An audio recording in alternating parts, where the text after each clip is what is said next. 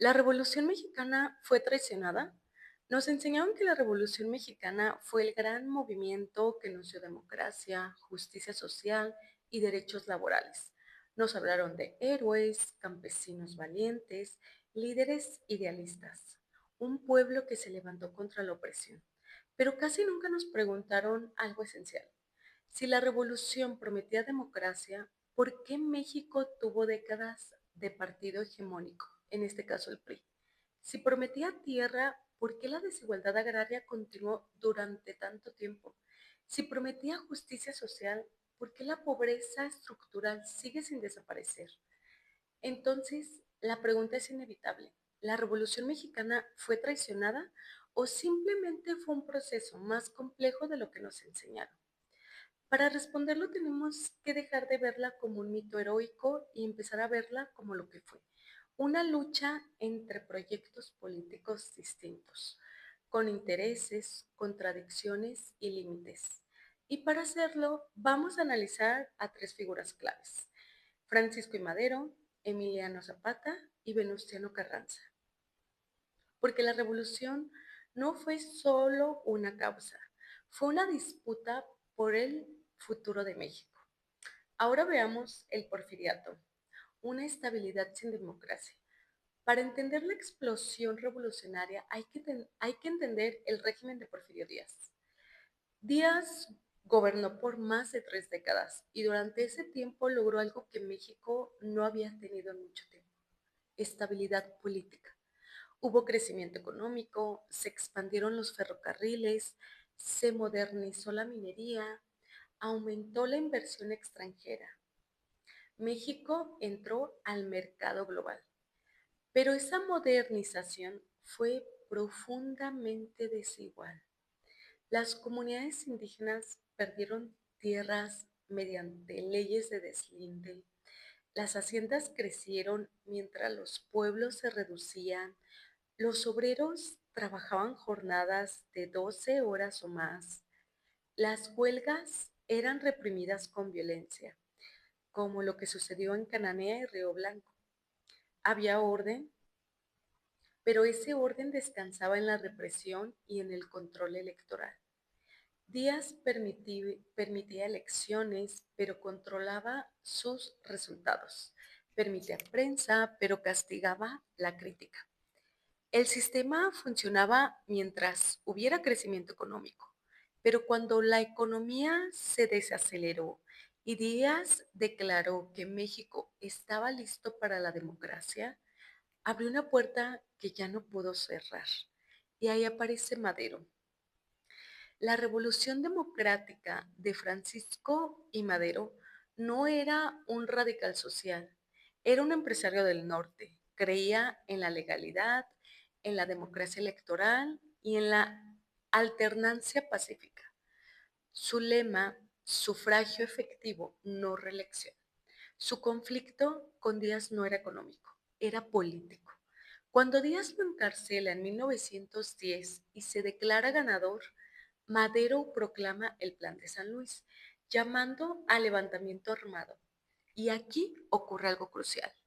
El movimiento democrático se convierte en una movilización social masiva. Campesinos ven la oportunidad de recuperar tierras. Grupos regionales buscan autonomía. Sectores de clase media quieren participación política. La revolución comienza con una bandera democrática, pero pronto se llena de demandas sociales acumuladas por décadas. Y es ahí cuando Porfirio Díaz renuncia. Madero asume la presidencia en 1911 y aquí empieza el problema. Madero intenta gobernar bajo la legalidad existente, no destruye completamente las estructuras del antiguo régimen, no impulsa una reforma agraria radical inmediata. Para él, la prioridad era la democracia política, no la transformación social profunda, y eso le costó apoyo. Los sectores conservadores lo veían demasiado permisivo, los sectores más radicales lo veían como insuficiente, y en 1913, durante la Decena Trágica, es traicionado y asesinado.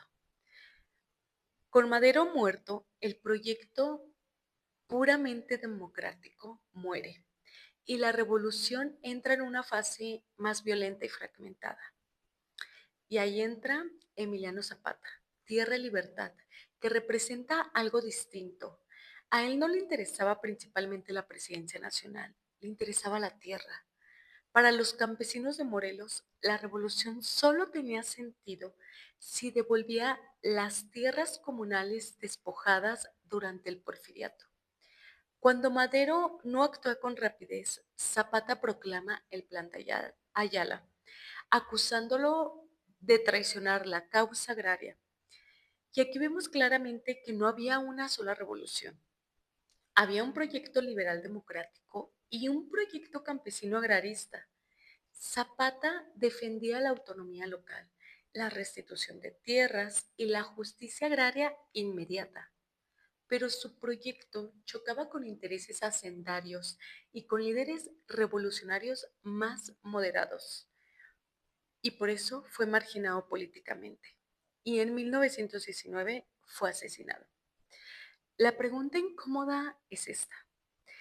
Si la revolución era también por tierra, ¿por qué el líder agrarista terminó aislado y eliminado? Y ahí entra Carranza y la institucionalización. Venustiano Carranza representa el intento de ordenar el caos revolucionario.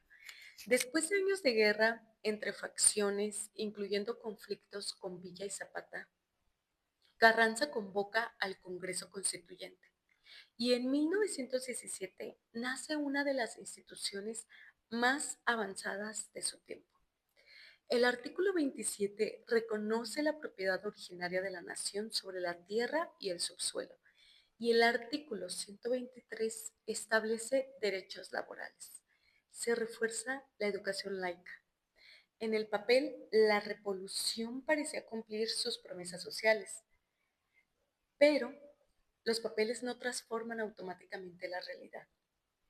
La reforma agraria fue gradual, la aplicación de derechos laborales fue desigual, la violencia política no desapareció. La Constitución fue un avance, pero también fue una negociación. No era el triunfo absoluto del proyecto zapatista, ni el de un socialismo radical. Era una síntesis limitada. ¿Revolución traicionada o revolución institucionalizada? Después de la guerra, el país necesitaba estabilidad. El nuevo régimen se construyó como heredero legítimo de la revolución y durante décadas un solo partido dominó la política mexicana, justificando su poder como continuidad revolucionaria. Y aquí surge la gran paradoja. Una revolución que inició contra la reelección y el autoritarismo terminó legitimando un sistema de partido hegemónico. No fue una dictadura clásica, pero sí un sistema donde la alternancia real tardó décadas en consolidarse. Entonces, ¿fue una traición? Eso depende desde dónde se mire. Desde la perspectiva democrática radical, sí, hubo una concentración de poder. Desde la perspectiva institucional, hubo estabilidad y construcción de Estado. La revolución dejó de ser guerra y se convirtió en un discurso oficial. Se volvió un mito fundacional. Y todo mito, simplifica. Habla de héroes claros, oculta conflictos internos, reduce contradicciones. Pero la revolución fue profundamente contradictoria. Las promesas y sus límites. Donde se prometía democracia, la democracia fue limitada por décadas. Se prometía tierra, la reforma agraria avanzó, pero no eliminó desigualdades estructurales. Prometía justicia social y sí, hubo avances laborales, pero la pobreza persistió.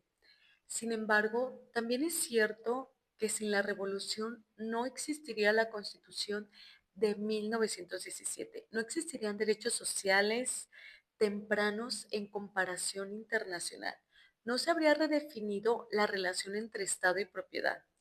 La revolución transformó el lenguaje político mexicano y a partir de entonces cualquier gobierno debía hablar en nombre del pueblo.